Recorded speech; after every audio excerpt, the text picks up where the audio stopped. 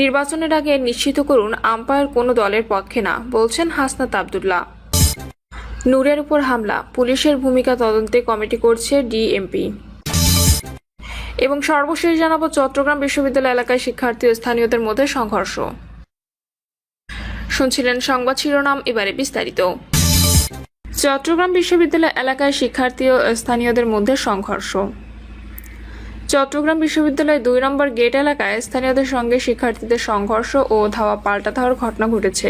প্রত্যক্ষদর্শীরা জানিয়েছেন, শনিবার রাতে বিশ্ববিদ্যালয়ের দর্শন বিভাগের এক ছাত্রীকে মারধরের পর এই পরিস্থিতির সৃষ্টি হয়।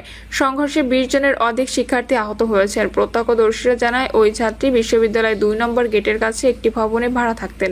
শনিবার দিবাগত রাত 12:15টার দিকে তিনি ভবনে প্রবেশের চেষ্টা করলে এক পর্যায়ে ভবনের দারোয়ান তাকে মারধর করেন। এ সময় ২ নম্বর গেটে থাকা শিক্ষার্থীরা দারোয়ানকে ধরতে গেলে তিনি পালিয়ে যান।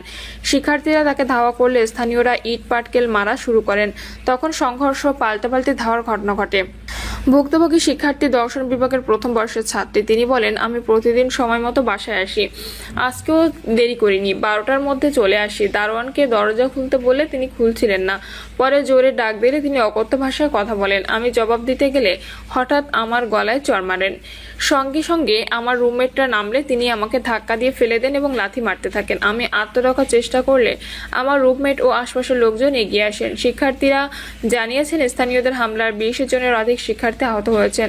তাদের মধ্যে বাংলাদেশ গণতান্ত্রিক ছাত্র সংসদের নেতা আল মাসনুন রয়েছেন, তাকে হাসপাতালে নেওয়া হয়েছে। গণতান্ত্রিক ছাত্র সংসদের বিশ্ববিদ্যালয় শাখার মুখ্য সংগঠক সাব্বির হোসেন বলেছেন, মাসনুনকে কোপানো হয়েছে। এছাড়া আহত ব্যক্তিদের মধ্যে বিশ্ববিদ্যালয় আইন বিভাগের ৪র্থ বর্ষের শিক্ষার্থী ইমতিয়াজ হোসেন রয়েছেন। তাকে বিশ্ববিদ্যালয় মেডিকেল সেন্টারে নেওয়া হলে চিকিৎসক মোহাম্মদ টিপু সুলতান বলেন, আমার কাছে একজন শিক্ষার্থী আসেন, তার ভবিষ্যতে ভাষ্যমতে চোখের নিচে ঘুষি লাগার কারণে রক্তপাত হচ্ছিল। তিনি চশমা পরেন, এজন্য হয়তো ওই জায়গায় গভীর ক্ষত হয়েছে। ক্ষতস্থানে ৩টি সেলাই দেওয়া হয়েছে। প্রাথমিক চিকিৎসা দেওয়ার পর তাকে ছেড়ে দেওয়া হয়। প্রত্যক্ষদর্শীরা জানিয়েছেন, বিশ্ববিদ্যালয়ের সহকারী প্রক্টর মোহাম্মদ কোরবান আলী এবং সহকারী প্রক্টর নাজমুল হোসাইনের সঙ্গে পুলিশ ঘটনাস্থলে রাত 1:45টার দিকে উপস্থিত হয়। কিন্তু বিশ্ববিদ্যালয়ের ২ নম্বর রাস্তায় ঢুকতে পারেননি তারা। পুরোটা স্থানীয়দের দখলে ছিল। পরে রাত 3:30টার দিকে ঘটনাস্থলে সেনাবাহিনীর সদস্যরা আসেন। নূরের উপর হামলা, পুলিশের ভূমিকা তদন্তে কমিটি করছে ডিএমপি। গণ অধিকার পরিষদের সভাপতি নুরুল হক নূরের উপর হামলার ঘটনায় পুলিশের ভূমিকা তদন্তে কমিটি গঠনের সিদ্ধান্ত নিয়েছে ঢাকা মহানগর পুলিশ। পুলিশের এই কর্মকর্তা বলেন, ডিএমপি কমিশনারের সিদ্ধান্ত অনুযায়ী আগামীকাল ডিএমপি ঊর্ধ্বতন কর্মকর্তাদের সমন্বয়ে একটি তদন্ত কমিটি গঠন করা হবে। ডিএমপির একাধিক কর্মকর্তা গণমাধ্যমকে বলেন, পুলিশের বিরুদ্ধে গণ অধিকার পরিষদের সভাপতি নুরুল হক সহ সংগঠনটির অন্য নেতাকর্মীদের উপর হামলার অভিযোগ উঠেছে।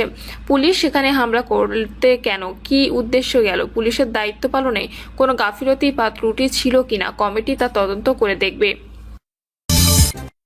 জাতীয় পার্টি নিষিদ্ধের দাবির আইনগত দিক যাচাই করে কি করা যায় দেখব। অ্যাটর্নি জেনারেল মোহাম্মদ আসাদুজ্জামান বলেছেন, বিগত সময়ে আওয়ামী লীগের সব বিতর্কিত নির্বাচন ও জুলাই বিপ্লবে আওয়ামী লীগের দমন পীড়নে সহযোগিতা করেছে জাতীয় পার্টি। এই কারণে জাতীয় পার্টি নিষিদ্ধের যে দাবি উঠেছে, এর আইনগত দিক যাচাই বাছাই করে কি করা যায় দেখব। অ্যাটর্নি জেনারেল বলেন, গণহত্যা, সন্ত্রাস ও ফ্যাসিবাদের কারণে যদি আওয়ামী লীগ নিষিদ্ধ হতে পারে, তবে জাতীয় পার্টি কেন নিষিদ্ধ হবে না? জাতীয় পার্টি 1982 থেকে 1990 সাল পর্যন্ত দেশের মানুষের রক্তের সঙ্গে বেইমানি করেছে। দেশের মানুষের রক্ত নিয়ে খেলেছে জাতীয় পার্টি। তিনি আরো বলেন, নুরুল হক নূরের উপর হামলা বিচ্ছিন্ন কোনো ঘটনা নয়, এটি একটি চক্রান্ত ষড়যন্ত্রের একটি অংশ। এটি অত্যন্ত ন্যাক্কারজনক, নিন্দনীয় এবং অপরাধমূলক ঘটনা। অ্যাটর্নি জেনারেল বলেন, আইন শৃঙ্খলা বাহিনী যে মব নিয়ন্ত্রণ করতে পারছে তা আমি বলবো না, তবে যেখানেই মবের মতো ঘটনা ঘটছে সঙ্গে সঙ্গে নিয়ন্ত্রণ করা হচ্ছে। মানুষের মধ্যে 17 বছরের যে ক্ষোভ জমা আছে তার বহিঃপ্রকাশ নানাভাবে ঘটছে। এসব ঘটনা অনাকাঙ্ক্ষিত। দুর্নীতিবাজদের উদ্দেশ্যে তিনি বলেন, চোরাবালিতে ডুবে যাওয়া এই দেশ এক যুগ সন্ধিক্ষণে দাঁড়িয়ে আছে। নতুন বাংলাদেশ বিনির্মাণে 24-এর আবু সাইদ, মুগ্ধ ও ওয়াসিমরা জীবন দিয়েছেন। এই নতুন বাংলাদেশে কোনো দুর্নীতিবাজকে মাথা তুলে দাঁড়াতে দেওয়া হবে না। আমরা দুর্নীতিবাজদের মুখোশ উন্মোচন করতে চাই। ফারাক্কা বাঁধের কারণে 20 নদী নিশ্চিহ্ন হয়ে গেছে, বলছেন মেজর হাফিজ। বিএনপির জাতীয় স্থায়ী কমিটির সদস্য মেজর হাফিজ উদ্দিন আহমেদ বীর বিক্রম বলেছেন, ফারাক্কা ব্যারেজের কারণে অন্তত 20টি নদী নিশ্চিহ্ন হয়ে গেছে। যৌথ নদী কমিশনে চিঠি দিয়েও ভারত থেকে কোনো সাড়া পাওয়া যায় না। রাজধানীর জাতীয় প্রেস ক্লাবে শনিবার সমাজ চিন্তা ফোরামের আয়োজিত মতবিনিময় সভায় প্রধান অতিথির বক্তৃতায় তিনি এসব কথা বলেন। মেজর হাফিজ বলেন, আন্তর্জাতিক আইন দুর্বল হয় ছোট দেশগুলো ন্যায্য হিস্সা থেকে বঞ্চিত হচ্ছে। ভারতের বাঁধ নির্মাণের ফলে বাংলাদেশের নদীতে তীব্র স্রোত তৈরি হয়ে বাঁধ ভেঙে যায়, আর নতুন বাঁধ দিতে গেলেই বিএসএফ বাধা দেয়। অর্থনীতিবিদ অধ্যাপক আন্নু মোহাম্মদ বলেন, বাংলাদেশের উন্নয়ন পরিকল্পনায় নদী উপেক্ষিত। ভারতের বাঁধ, বাংলাদেশের নিজস্ব উন্নয়ন প্রকল্প এবং জলবায়ু পরিবর্তনের প্রভাবে পানি সংকট ভয়াবহ আকার নিচ্ছে। নদী রক্ষা করতে হলে উন্নয়ন দর্শন পরিবর্তন করতে হবে, ক্ষতিকর প্রকল্প বাদ দিতে হবে এবং ঋণদাতাদের জবাবদিহির আওতায় আনতে হবে।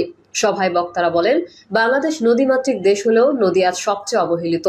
অভিন্ন নদীর ন্যায্য হিস্সা না পেয়ে এবং অভ্যন্তরীণ অব্যবস্থাপনার কারণে দেশ ভয়াবহ পানি সংকটে পড়ছে। ভারতের একতরফা পানি প্রত্যাহার, ফারাক্কা ও গজলডোবা ব্যারেজের কারণে শুষ্ক মৌসুমে ভাটির দিকে পানি প্রবাহ কমে যাচ্ছে। এর প্রভাব পড়ছে কৃষি, নব্যতা, জীববৈচিত্র্য ও মানুষের জীবন জীবিকার ওপর। দেশে প্রায় 1415টি নদী থাকলেও কতগুলো এখন জীবিত আছে তা সঠিকভাবে জানা নেই। নদী দূষণ, দখল, খাল ভরাট ও অব্যবস্থাপনার কারণে বহু নদী খাল মরা খালে পরিণত হয়েছে। অন্যদিকে ভূগর্ভস্থ পানির ওপর বাড়তি চাপের ফলে পানির স্তর প্রতি বছর গড়ে 3 মিটার নিচে নামছে, কোথাও কোথাও 40 মিটার পর্যন্ত নেমে গেছে। রংপুরে জাপার অফিস ভাঙতে এলে হাত পা ভেঙে দেওয়া হবে, হুঁশিয়ারি মোস্তফার। জাতীয় পার্টির কো চেয়ারম্যান মোস্তাফিজুর রহমান মোস্তফা বলেছেন, রংপুরে জাতীয় পার্টির উপর হামলার চেষ্টা করলে হাত পা ভেঙে দেওয়া হবে। তিনি আরো বলেন, রংপুরে তারা যেন না ভাবে জাতীয় পার্টি দুর্বল। এখানে হামলা করতে আসলে তাদের পাল্টা প্রতিরোধ করা হবে। রংপুরের সেন্ট্রাল রোডে দলীয় কার্যালয়ে সাংবাদিকদের সাথে আলাপকালে এসব কথা বলেন মোস্তফা। তার এই বক্তব্যের প্রেক্ষাপটে ঢাকায় গণ অধিকার পরিষদের সভাপতি নুরুল হক নূর সহ বেশ কয়েকজন নেতাকর্মীর ওপর হামলা এবং এর প্রতিবাদে দেশে বিভিন্ন স্থানে বিক্ষোভ চলছে। মোস্তফা বলেন, জাতীয় পার্টির বিরুদ্ধে গভীর ষড়যন্ত্র চলছে। ঢাকায় গতকাল তারা ষড়যন্ত্রের অংশ হিসেবে কিছুটা অস্থিতিশীল পরিস্থিতি তৈরি করতে চেয়েছিল, তবে রংপুরে এখন পর্যন্ত তেমন পরিস্থিতি সৃষ্টি হয়নি। যদি তাদের কাছে শক্তি থাকে তারা আসুক এবং দেখুক কি অবস্থা হয়। ঢাকায় কাকরাইলে শুক্রবারের রাতে জাতীয় পার্টি ও গণ অধিকার পরিষদের নেতাকর্মীদের মধ্যে সংঘর্ষের ঘটনা ঘটে। এই সংঘর্ষের সময় গণ অধিকার পরিষদের মিছিলটি জাতীয় পার্টির কার্যালয়ের সামনে দিয়ে যাচ্ছিল। এর ফলে আইন শৃঙ্খলা বাহিনীর লাঠি পেটায় নুরুল হক নূর সহ বেশ কয়েকজন নেতাকর্মী আহত হন। এই প্রসঙ্গে মোস্তফা বলেন, জাতীয় পার্টি নির্বাচনে ভালো ফলাফল করতে সক্ষম হতে পারে এমন আশঙ্কা থেকেই বারবার দলটির বিরুদ্ধে ষড়যন্ত্র করা হচ্ছে। তারা ভয়ে রয়েছেন যাতে সাধারণ জনগণ জাতীয় পার্টিকে সমর্থন না দেয়। এমন ষড়যন্ত্রের কারণে তাদের নেতারা বারবার কারাগারে আছেন বা পলাতক। তিনি আরো বলেন, কিছু উস্কানিদাতা জাতীয় পার্টিকে বারবার হেনস্থা করার চেষ্টা করছে। তারা চাইছে জাতীয় পার্টিকে নিষিদ্ধ করতে। এটা একেবারেই লজ্জাজনক। জনগণই সিদ্ধান্ত নেবে কে তাদের প্রতিনিধিত্ব করবে।